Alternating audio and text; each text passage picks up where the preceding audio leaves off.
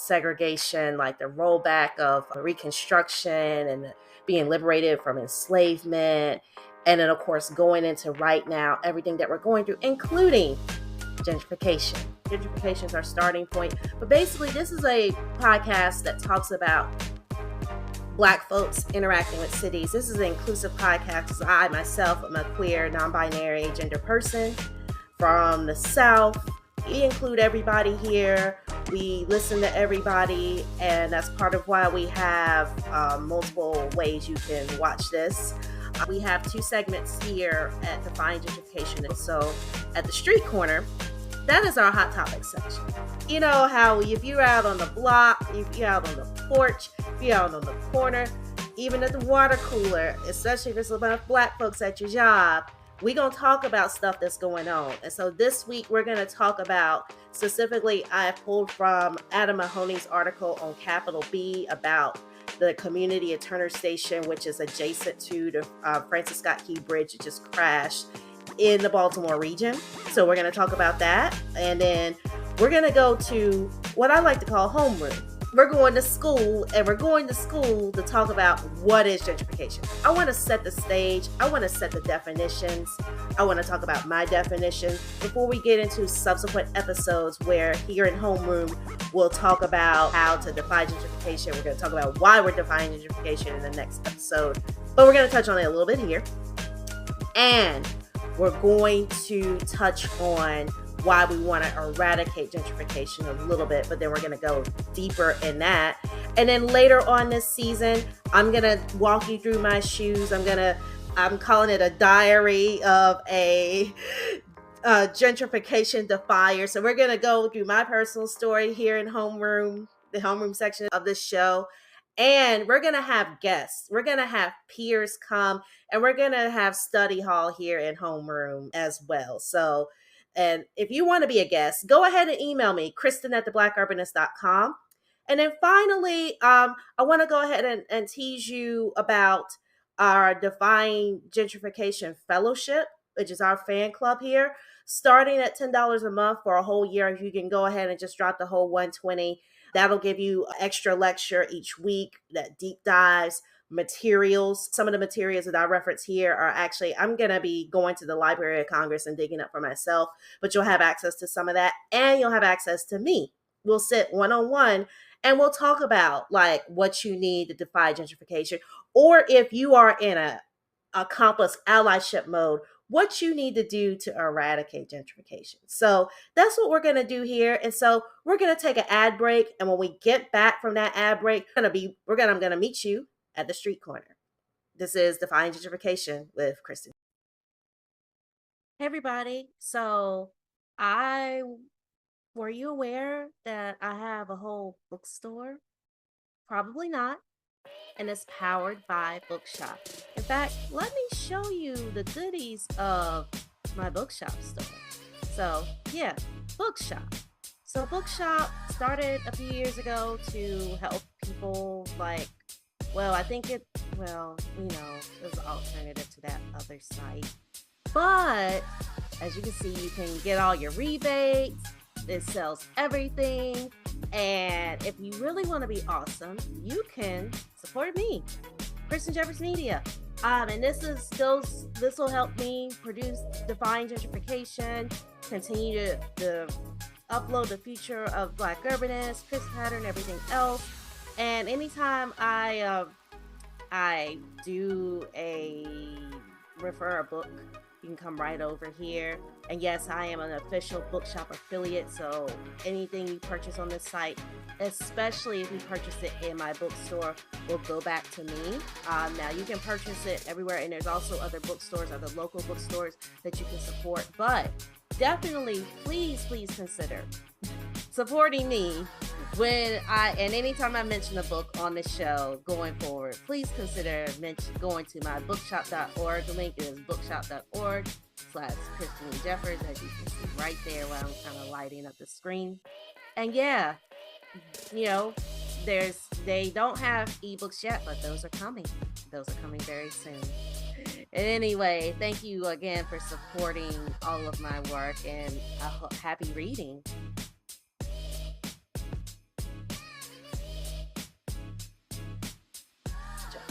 You're listening to the Defying Gentrification podcast. I'm Kristen Jeffers, and now we are at our street corner hot topics section of our podcast today. You could call it the street corner, call it the front porch. It's just the place where we talk. When we get real about talking. I did put a clean label on this podcast, so I won't say what I was about to say, but what I was about to say, that this is where we go to talk and talk. Sometimes we got sense and sometimes we ain't got sense. So first things first, I want to talk about and send all the love in the world to my family, friends, people who are like even more deeply affected by what just happened in Baltimore with the Francis Scott Key Bridge collapse. Even though this was an international news story, let me get you into the loop. So 1 week ago today, I'm recording this on Tuesday, April 2nd of 2024, at approximately 1:30 a.m. local time. A boat named the Dolly, a container ship, left a dock in the Patapsco River, part of the Port of Baltimore. Left the dock, and it hit a pillar of the Francis Scott Key Bridge, which is a steel frame bridge. There's concrete bridge span leading up to it, and then in the middle there's like a whole steel apparatus that carries traffic. It is a very large bridge, and all of it collapsed into the Patapsco River. All but a slither of it is still sitting the Patapsco River as of my recording time. Monday evening, April 1 of 2024, they were able to remove some of it, and they are in the process of working to open up a new, at least an access point to the port. But as of right now, the port, much of the operations of the Port of Baltimore, both on the Baltimore City and Baltimore County sides, are suspended. And people who are in Baltimore are going through just some shock. And so I wanted to pull up an article in particular this week from a publication called Capital B by Adam Mahoney. You can look him up at Adam A. Mahoney on Twitter, because it is Twitter for us. We are Black, it is still Twitter. And back to the seriousness here. Capital B is a wonderful nonprofit online newsletter. And they did kind of the overarching, how is this going to affect Black communities? Specifically, the community of Turner Station, which is adjacent to the span of the bridge on its northeastern side. The bridge basically kind of goes from southwest to northeast. It connects Baltimore County, which is adjacent to Baltimore City. Baltimore County surrounds Baltimore City, for those of you who are not familiar with our actual geography here in the region. And then it goes into Anne Arundel County, which is an adjacent county. It is a county that contains the capital of Maryland. Maryland only has a handful of counties. It's already a small state. It's already an oddly shaped state. We're already talking about the region and counties that are surrounding the Chesapeake Bay. The Patapsco River is an offshoot of the Patapsco Bay that's pretty large. It has a big depth to it. So we have been getting bigger and bigger ships now. There has been some controversy in addition to the fact that this Black community in the region has already been affected by being between two Superfund sites. In addition to that, those of you may know the name Turner Station because you have kept up and you've read the book, The Immortal Life of Henrietta Lacks, or you watched the film that starred Oprah. So yeah, this is the same community. There's been a lot of toxicity, like literally the ground is toxic. People are ill. They're not just Henrietta Lacks, but many more people have had all kinds of illnesses. The community is 100 years old. There is a church there. That's what you're seeing on the screen. Those of you who are watching the video version of this podcast, the article itself, which I will include in the show notes so you can see this for yourself. The article leads with an image of people worshiping at a vigil that happened Tuesday night. March 26th. Of course, many folks there's been so much has come out of this story. Everything from the fact that, yes, we have a Black governor of Maryland. And we have a black mayor in the city of Baltimore, and also there's a black mayor in the District of Columbia, and all. Yeah, we have black leadership here. We have competent black leadership here. No, they are not perfect. And as someone who is a believer of abolition, I am not happy that they're still signing off on the $1 billion jail. But that is a hot topic for another episode. But I do want to highlight that it does suck that yet and again, this neighborhood, because of how adjacent to the bridge it is, homes shook. So we may have some property damage just from the collapsing of the bridge. People have been saying, oh, well, that particular bridge is 695. It's our beltway, and it only really exists to serve the port and the community of Turner Station and the community of Dundalk and some other Sparrows Point and adjacent communities. You know, we have it there because we need to drive hazardous materials that can't go into our 2 downtown tunnels. And on the Anne Arundel County side, there's a whole park and it's nice. So it's not that many people affected. And they were able to get most of the people off the bridge. So let me stop you right there. 8 people who are from immigrant communities who have families that are missing them. 8 people said goodbye to their families. Well, actually, technically 7 people, because there are 4 people that are still missing. 2 bodies were recovered. 1 man miraculously walked away from, like, collapsing from the bridge. And 1 other person, as of my taping, is in critical condition. But all these families have been affected. The communities, these are men who are from Mexico, El Salvador, Guatemala, countries in the Latina diaspora, and they're hurting. And once again, they're friends in surrounding communities. There are people right now who are out of work. They didn't go to bed on Monday night thinking that they wouldn't be going to work the next day. Some of them thought, some of them probably were getting ready to get up to go to work because, this is our warehouse community. We have like 24-hour shifts. People didn't realize it was going to be something like this. And of course, people love to joke on Baltimore. People love to say, oh, I watched The Wire, oh, X, Y, and Z, But I will tell you this, this podcast would not exist without the time I spent in Baltimore City in 2017 and 2018. In fact, I spend a lot of time there now. I have since driven up from DC to Baltimore and seen the bridge, and I couldn't help but cry. Yeah, it's a rough sight. It's a terrible sight. And I think for the first week, many of us were just in shock. And now I've seen some folks say that they've proceeded to the stage of grief that is anger. And I know many of you are like, yeah, why was this ship so big? Why was it so ragged? Why do we make so much stuff that we have to have bigger and bigger ships? Those are all valid questions.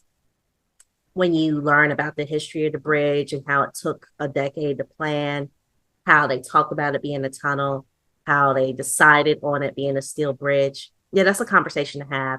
And I do want you to find a reputable engineer to have that conversation with. Don't just trust me now.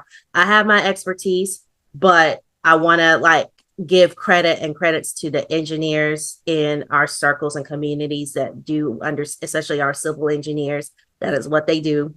Civil engineers build bridges. And many of you are listeners, and I appreciate y'all. And I know y'all are hurting. Y'all are the folks thinking about this, watching that tape and thinking about the structural failures. Yeah. So there is a lot of pain. There's a lot of grief. And this is not the time to be claiming that people are incompetent to lead.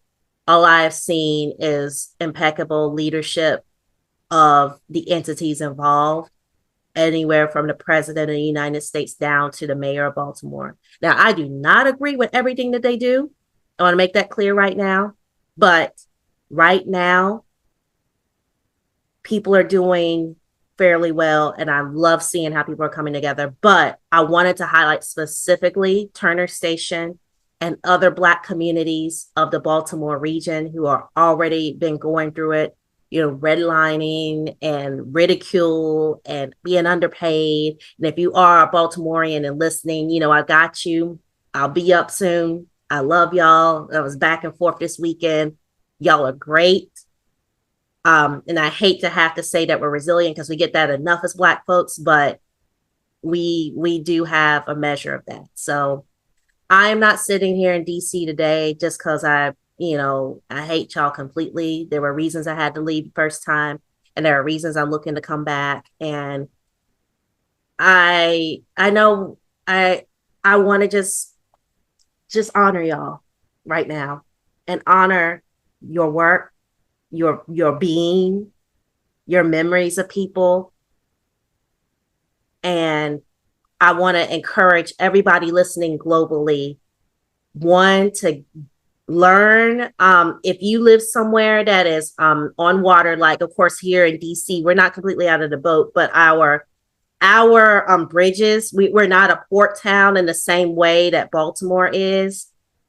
But those of you all living in port towns, those of you who have steel bridges, those of you who are vulnerable to water, one of the things that I'm going to be doing to take action after this, something that I've been kind of nudged to do, is to take swimming lessons, proper swimming lessons. My dad helped me learn how to kick years ago, but of course, wearing glasses and being scared of my lady parts, I wasn't like swimming the way I could. And of course, I can't really see without my glasses. And I have used contacts before, but I'm going to look into that again. I'm going to look into swimming lessons. I'm going to also look into getting things like a seatbelt cutter and things of that nature, because I've also seen stories of people being stuck in Rock Creek here in DC, which is not even as deep.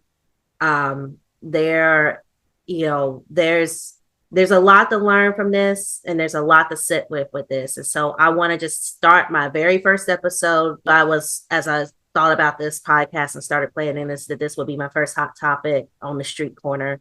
But I do want to say that our people deserve more and better, and I want to honor that. So with that, as I promised, we not only do we take time to sit at the street corner and talk about things, we go to school here. And so after the ad break, I'm going to come back and we're going to talk about what is gentrification, because this is relevant. At least a couple of you, when I highlighted that Canton Crossing in Baltimore, different part on the other side of the Patapsco, is an example, or at least it's something that can trigger thoughts of gentrification. Let me be clear, it can trigger thoughts of gentrification, even though there was no displacement involved. Thinking about Turner Station, thinking about it being a contaminated site, thinking about going to Canton Crossing and that it was on also a brownfield. Yeah, we may be able to reuse some of this stuff, but our health quality, that matters. And being pushed into certain neighborhoods with bad health quality, and certain part, like nobody is actually, there are apartments in that region of Canton Crossing, but I don't think they're on the brownfield. But then again, in Baltimore City, everybody is exposed to like environmental stuff. So let me take my little break here, and we will come back and we will talk about what is gentrification. As I teased before, WTF is gentrification. What is it really? And by the time we get done with this, you will understand. You will truly understand why we are defying and needing to eradicate it. We'll be back in just a moment. Once again, this is Defying Gentrification podcast with Kristen Jeffers.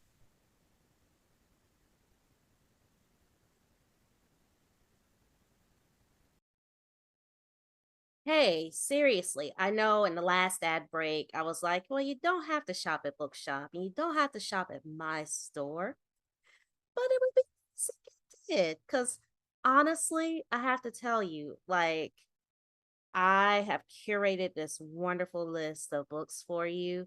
And if you're listening to that first session, you're like, okay, I wonder what we're going to do in the next section. She says we're going to define gentrification. Well, guess what? You could go ahead and you could pause this tape right now and do all of your homework if you go over to the store and you shop for me. Like, basically, you can go to bookshop.com/Kristen Jeffers Media, And right here, my smiling face, and then of course my infamous picture. I in episode 2 I will talk about this picture, but this is the picture I'm talking about in episode 2. But yes, all these books, some of them are fiction and some of them are just fun. Like One Last Stop is just fun. I adore this story. It is sci-fi, but it's not dystopian sci-fi. But of course, Parable of the Sower and Parable of the Talents, a little too real these days. So read them and like learn. And then of course, not only do I have the Black Queer Feminist Urbanist book list listed here, you can check out that Black Urbanist book list, which has books like The Great Society Subway. And if you want to join me in Crafty Fun, I have a crisp pattern, crafty DIY, and design inspirations list as well. So you can join me. It's bookshop.org/Kristen Jeffers. And if you shop there, I am an affiliate and I will get a little bit of that money back, and you'll support this podcast and support everything else. And you'll know what you need to know to be successful with your reading and understanding of gentrification. Now, back to the show. And we are back to Defying Gentrification podcast. I'm your host, Kristen Jeffers. I'm also your producer of this podcast. It's just me here, and I am taking my expertise over 14 years of paying attention to urban planning as a Black queer feminist urbanist from North Carolina, and living in the DMV, going back and forth between DC and Baltimore, and I'm applying that wisdom and interest here to this podcast. So for the longest time, because I wanna be real with y'all. For the longest time, I was hoping that I was wrong about what gentrification was. And you'll understand that when I get to the end of the definitions. But let me just show you the definitions, read them for you, and we'll talk about why now I realize that I wasn't completely off base when we talk about the concept of gentrification. It is deeply problematic, and the conceptualization of it is even problematic. So let's start with the basic definition. So good old Wikipedia, which tries to be unbiased, which is a collaborative project. But as we know, and as we've learned in formal schooling, we don't start with Wikipedia for reasons, because oftentimes Wikipedia tries to be right, but it isn't always right. But in this case, this is pretty simple, and the next definition is going to come from a dictionary. But gentrification for Wikipedia distills down to 3 words: urban, socioeconomic, process. So we go into the dictionary on the next slide, on our next on the next definition here. But this is kind of the simplified thing. So, but socioeconomic process could happen anywhere. Urban, that part, yeah, anything can be urbanized. Yes, even as someone who came from rural areas, I've watched fields become urbanized and suburbanized. So anything can be urbanized, and the idea that something needs to be urbanized often is there well before the field has been turned over into the urbanization that it is. So, okay, that's our basic definition. Doesn't seem bad. It's just it's a process. It's a thing that happens. It's economic, and it's social. Let's hold on to that as we go through our definitions, because this is a social process. Okay. So our next definition from the Oxford English Dictionary, which I accessed via Google. Basically, gentrification is the process whereby the character of a poor urban area is changed by wealthier people moving in, improving housing, and attracting new businesses, typically displacing current inhabitants in the process. That's the first definition. The second definition, and I believe that this definition has come about because of the popular usage of things, more of the cultural things being gentrified. So An area undergoing rapid gentrification, the process of making someone or something more refined, polite, or respectable. The example is soccer has undergone gentrification.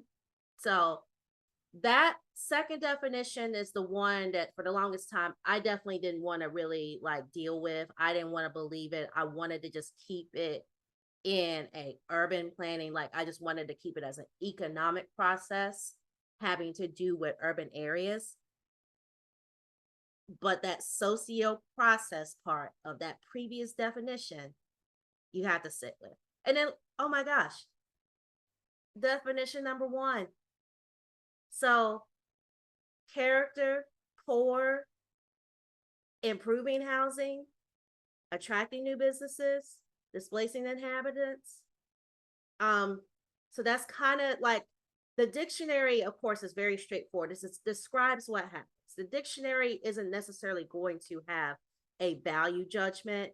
And FYI, for folks who aren't aware of how things get into the dictionary, it takes years sometimes for things to get into the dictionary. You may hear on the news when people have problems and have complaints about certain terms and things moving into the dictionary that weren't there before.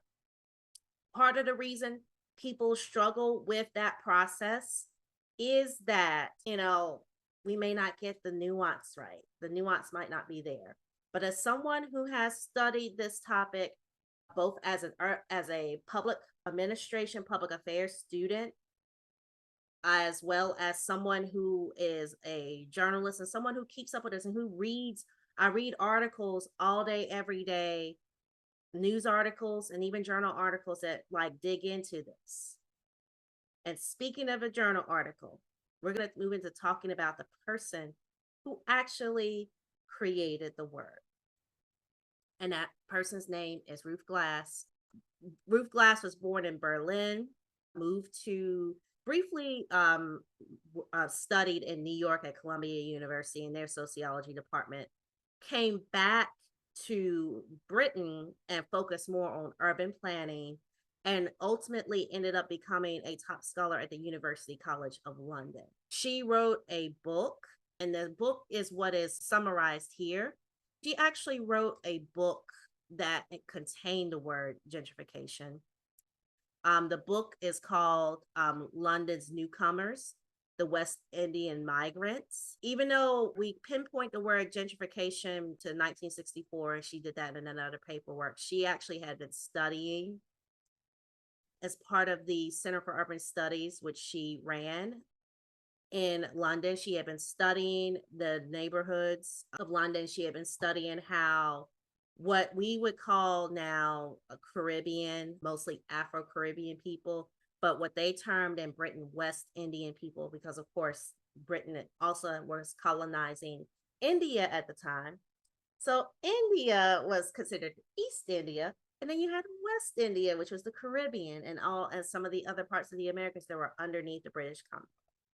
So that is the context that we're talking about. And basically, Islington was in the 17th century was this high-end neighborhood, wealthy neighborhood, mostly white English people. I'm assuming Anglo-Saxon. Okay, you have a Black neighborhood of Black Caribbean people, Afro-Caribbean people. They're coming to Britain during this period of time after World War II. Even though people on those islands were not considered citizens before they had the opportunity to maybe become citizens, there was still some like roughness there. Those of you who are Londoners who know about the Windrush generation and who are descendants of the Windrush generation, please feel free to reach out to me and send resources or point me to resources. I'm happy to read them out and share them in the fellowship and in future episodes. But yeah, basically, Ruth Glass was a German British woman, white woman, who is a scholar of urban planning, was given the money and time to go and do sociological and anthropological studies of Afro-Caribbean people, termed as West Indian, as was the most preferred term back then. Now, some people still use the terminology West Indian. Let me know in the comments or reaching out to me if that's how you refer to yourself or your family refers to yourself. If you're Afro descendant via the Caribbean, much like I'm Afro descendant, but I'm via North Carolina and the Mid Atlantic region. Um, tell me what y'all call yourselves, and also tell me like if you have family members and friends, like what was it like to just experience this? One of the reasons, those of you who have known my previous work, one of the reasons I wanted to like create something that's broadly called Defying Gentrification is that I wanted to start having these bigger global conversations. I was on another podcast that's just now released to the world. Depending on when you listen to this, it may already be out, and I may be able to include it in the show notes. If it's in the show notes, it's out in the world. And a Black woman that was interviewing me challenged me to, spread out around the world. And I had to say, my worldview was very shaped by the United States as it is, because part of the colonial project of being in the United States is that we are told that we're the best. And part of the British colonial project was everybody should want to be in the UK. And so you have people coming to the UK, you have them coming to a neighborhood that have fallen out of favor. So one factor that many researchers since this point, including Ruth Glass, have found is that oftentimes if a building type is deemed obsolete, is sometimes it'll sit vacant, it'll sit abandoned, or because these are unwanted homes to the most wealthy, and generally because of colonial dynamics, especially in other nations, and of course a little bit in our major cities of the United States, especially thanks to things like redlining, even though you may not necessarily see it, especially in, say, a city like Philadelphia or Baltimore, where the housing typology is almost the same, but you do see it in how inner cities with their row houses and their smaller houses and their older appliances and their older furniture, even because sometimes, some of the older homes will come with built-in furniture, and, people don't necessarily want that. And of course, we have an industry that builds on driving until you qualify, get a car, drive further out, get a newer and bigger house, revamp your house every few years. Now, of course, that is changing because the prices are kind of going out and away from what people can afford. And birth rates in certain communities, specifically white communities, have reduced, whereas birth rates in Black, Indigenous, and other folks of color communities have grown, as well as like birth rates are still growing in working class and lower middle class white communities in the States. So basically, we got the word gentrification because of that. And let me I'm going to move ahead and talk about really solidify this definition. So Sharon Zukin, in 2014, which was the 50th anniversary of the word gentrification, Sharon Zukin is a professor at at the time was at the City University of New York, and had been studying gentrification themselves for several years, and had watched the evolutions when we have more conversations around displacement. And I am going to zoom ahead here.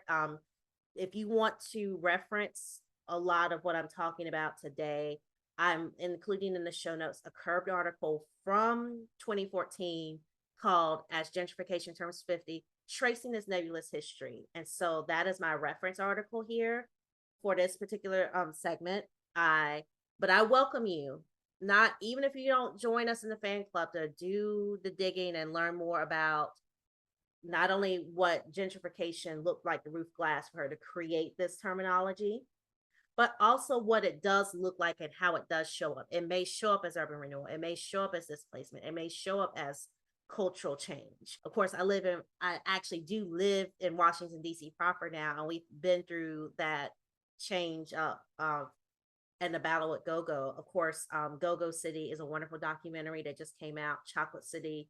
There's 2 Chocolate Cities books. Both of them are worth reading to learn more about Black migrations and gentrifications. And of course, the work of Dr. Natalie Hopkinson, who calls herself Dr. Go-Go. Look her up. She is on the site formerly known as Twitter, and she has a lot of wonderful insight and has a book of her own called Go-Go City that chronicles how sites of go-go music were basically erased. So if you're coming into I might be the only person that came to DC in the year 2016 expecting go-go venues to still be operating, multiple go-go entities, and being disappointed that really, other than the Metro PCS, like on the 7th, and you and Florida and Georgia, that whole corner where everything kind of changes, that a lot of other things have been changing. And of course, living here through those changes, and even writing an article for the publication Greater Washington, which I have served as a contributing editor for. And at this point, you're listening to this podcast, I may have moved on from, but have been. I believe it was in 2017, 2018, I wrote an article saying from my first time living in DC that living in DC wasn't that bad, and gentrification wasn't that bad. And, it seemed like we were resilient. Now, next couple of episodes of this podcast, I'm going to talk about how we can be that resilient, how we can defy and eradicate. But let me pause there, because the reality and what has gotten me saying not just defy gentrification, because I would defy gentrification, because gentrification was something that was done to people like me. That is why I say defy. Eradicate is the call to action for folks who need to eradicate. But let me read this definition for those of y'all who are listening to this episode. They are people with cultural capital, artists, writers, teachers, professors, etc. And Ruth Glass's words, if you read the Curbed article, were like the middle class intelligentista. By the 1950s and early 60s, that group of people begins to appreciate the urban environment in a way that other middle class people do not. The old houses, the crowded streets, the social diversity. Let's pause on that one. Social diversity. Who is the diversity here?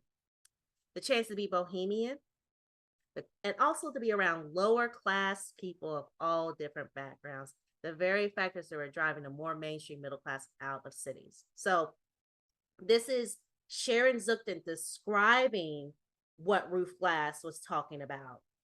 And in many ways, it just zeroes into me that you don't have gentrification if you don't have some people being deemed lower class and other people being deemed upper class.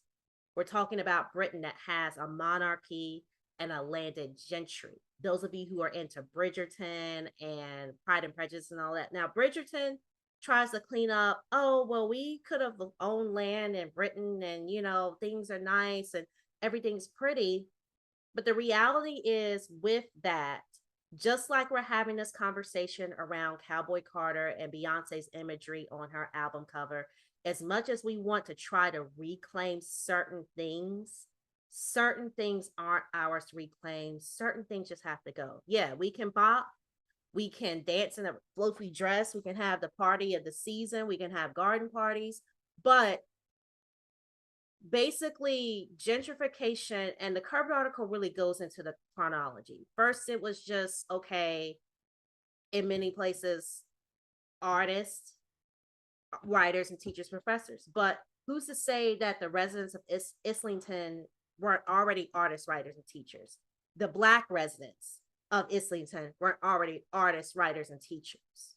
So here we are pitting artists together based on the color of their skin, partly because gentrification is an economic factor before it's a social factor.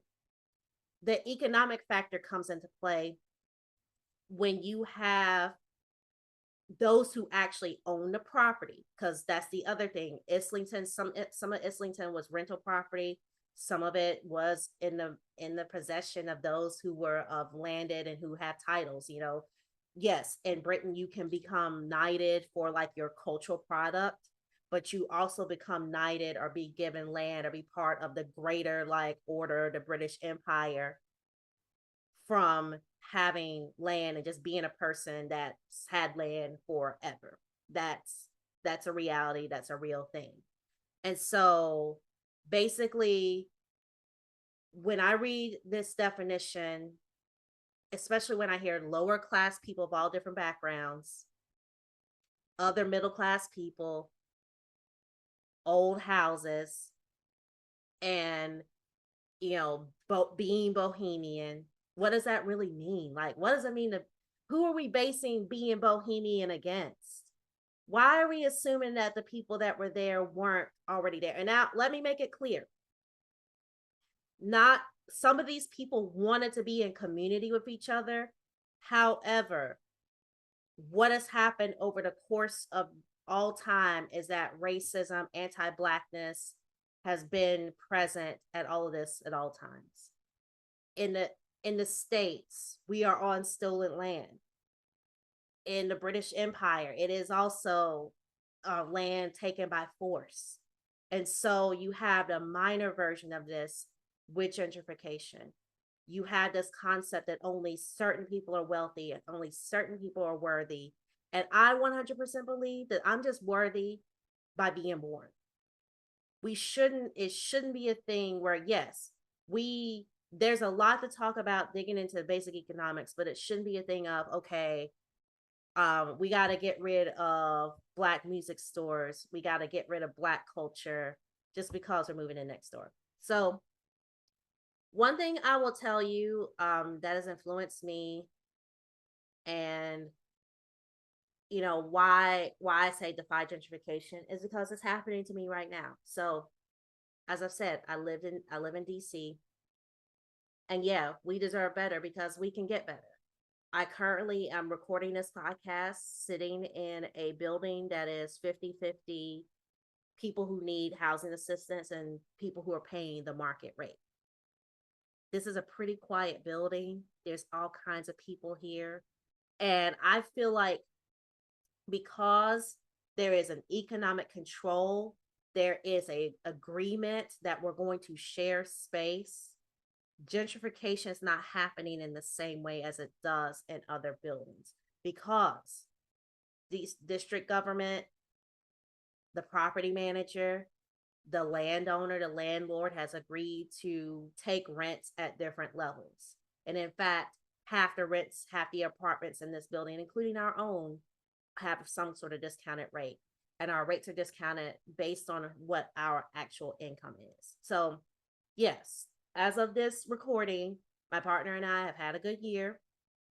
We're in preferred jobs, and there's just so many layers to that, but we'll get into that as we go through the episodes. And of course, she's going to eventually be a guest on the podcast, and we'll talk about this as well. We deserve better than just, oh, well, your body isn't worthy, so your body, we're going to move you away. And so what we have seen over the years is, yes, first it was artists and it was collaborative working, but then it was, oh, well, we don't like this art, but we like this house again. And then it was, we value this historical value, and oh, we can pay more for it. And so, it's become a capitalistic enterprise because, of course, housing is not a human right. Housing is a capitalistic enterprise. And so, yes, I know that is something that to sit with and unpack is going to take a while. And that is why we have started a podcast, folks. And that is why we take our time, a little bit of time in homeroom. I'm not going to spend hours on this, but I will say that I do want us, as I come to the end of this episode, why do we eradicate gentrification? It is racist and colonial. So if you want to go on this journey with me, we will be pro-Black, anti-racist, anti-people being pitted against each other in that way. But we are not going to sit here and act like human beings aren't worthy, like just for being human beings. And we're not going to be colonial.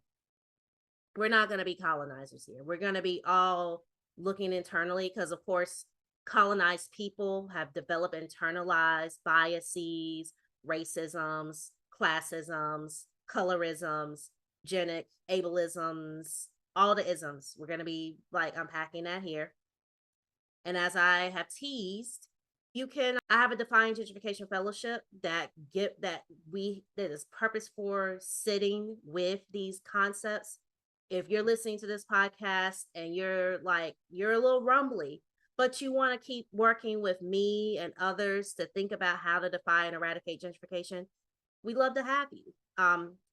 The link is in the show notes, as well as the link is on the show page.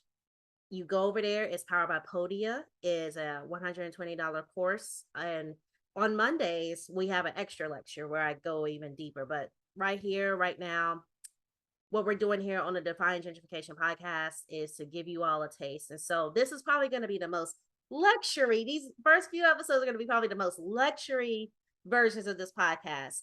In the future, we're going to be talking to people in our homeroom section. And we also may have some special guests come on at some special guests may come on for Street Corner. We might talk about current events of the day, and then we might talk about our main topic, or talk about the work that they're doing, or talk about living in the world, and talking about, your first home and your first car and riding metro for the first time.